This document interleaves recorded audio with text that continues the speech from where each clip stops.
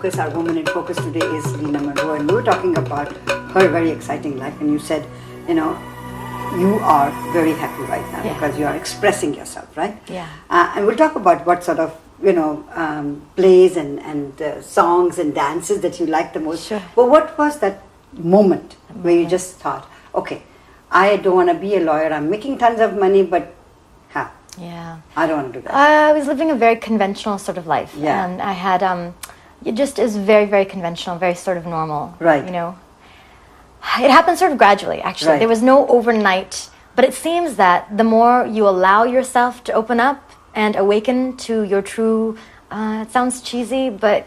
Your true self? Your true self, your true soul's possibility, maybe. I don't know how else to describe it. Yeah. But the moment you start to awaken to that and open up to it, you can't go back. It's like telling a 2-year-old who grows to 3 or 4, you can go back to being 2. You can't. You can't do that. And so what happened for me was I decided to take actually 6 months off of law. I lived in Alberta. My life was there. I was very set actually there. Houses, cars, job, everything was good. Actually very stable. I decided, no, this wasn't working for me. And I decided 6 months to follow my dream. What's wrong with that, right? Nothing wrong. And in the meantime, I actually used to write sketches for stress relief. So I had some, you remember the Dirty Auntie sketches, right? I had been doing that for me just as a pastime for fun too. But there were too many days where it felt very monotonous and I would crying in the shower, crying in sleep, like this is not right. That's not how you should live your life. So I gave myself that opportunity. I thought, okay. And no one really argued with it because it's pretty reasonable. Right. Take 6 months off, take 8 months off, take a year off, go do what you love to do and then go back to your normal life. Right. Okay, so I moved here and I attended full-time program at School Creative. I did acting and this was a full-time intensive. Right. I had acted before in plays and theaters, and I had been doing it as a hobby pastime. Of course. But I had never studied it to this degree. Monday to Friday or Monday to Friday afternoon, something like that. Right. And then evening too. I used to take extra evening classes. Oh, wow. And I went hardcore. I loved it. I bet you did. I loved it. And I learned so much about myself and about acting and about how much I loved it. And I started while that was happening, I started getting cast in some short films. I'm very close friends with one of the first people who cast me. I've been in 2 of her films. Her name is Nina Sudra, and she's in Alberta. And, some of her work is now being picked up to show schools. And it's really, really important stuff she's doing. And everything just started to happen all at once. Well, then I decided to go back to Alberta. Okay. And resume my life, but maybe start doing this as sort of a part-time thing. Right. And I found it's the same thing. I couldn't go back. Couldn't go back. I was back there for a few months. Yeah. Had a trip planned to India. Right. And spent about 6 weeks in India. Yeah. And again, it sounds very cheesy, but I spent a lot of that time meditating, going to mandirs, going to auditions, going to mandirs, going to auditions, spending some time in Lokhandwala Market in Mumbai. And I found myself, in the McDonald's there. There's a McDonald's right by the mandir.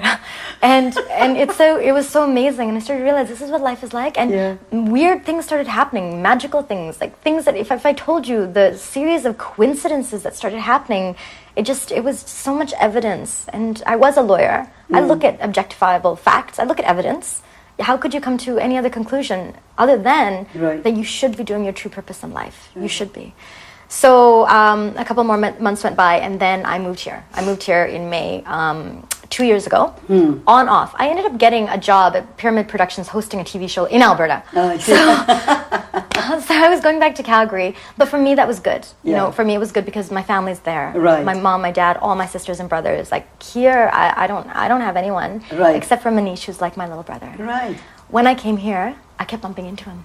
Again, right? All the time? All the time. On the C bus? Yeah. Just in the middle of the street? Yeah. I was here 3 weeks and I must have run into him 3-4 times. Right. And so that's when we started working on the Bollywood Shenanigans. And then I couldn't leave. I mean, things just made sense for me to stay here.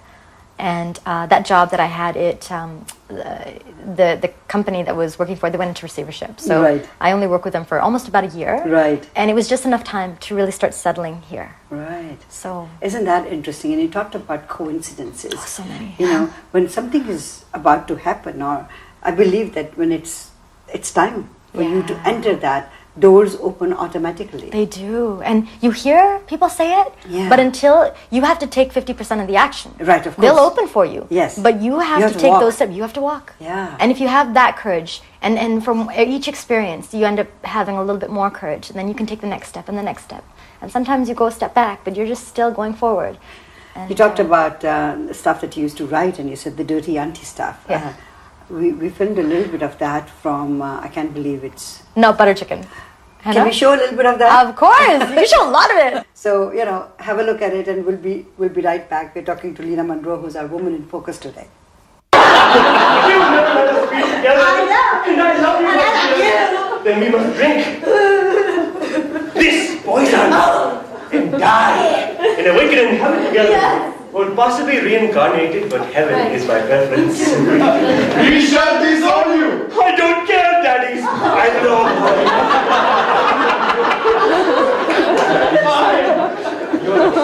Come, sweetie snookums. Mommy, I don't care what you do. I love him. See you in the afterlife, my love. I don't care what you do. Who cares, my love? Does this mean I don't get the samosa, Lucky? Oh, really? Just watch me. No. You don't rise to the top of this cutthroat samosa industry by being weak.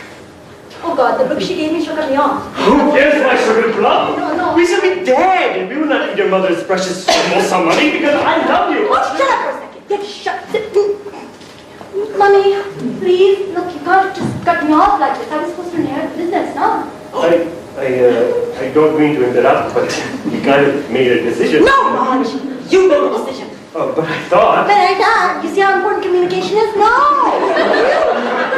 You just went and took the friggin' poison? But I love you. Oh, God, Raj. It was one night and some dancing in a field. So all this time you just led me on? You were my first, okay? Yeah, tell me about it. Oh, I took poison for you. I know, that's so impulsive. I didn't know you were so much wrong. I thought that we were going to be together for all of eternity. All of eternity? Oh, that's a long time. Yeah, I kind of want to maybe, play the field a bit and see what else is out there. But maybe go get my MBA. Take over the samosa business. Maybe buy some real estate.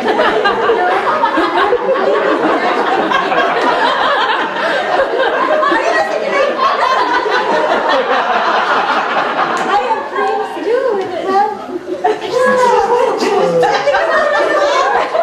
Boy, the trying man.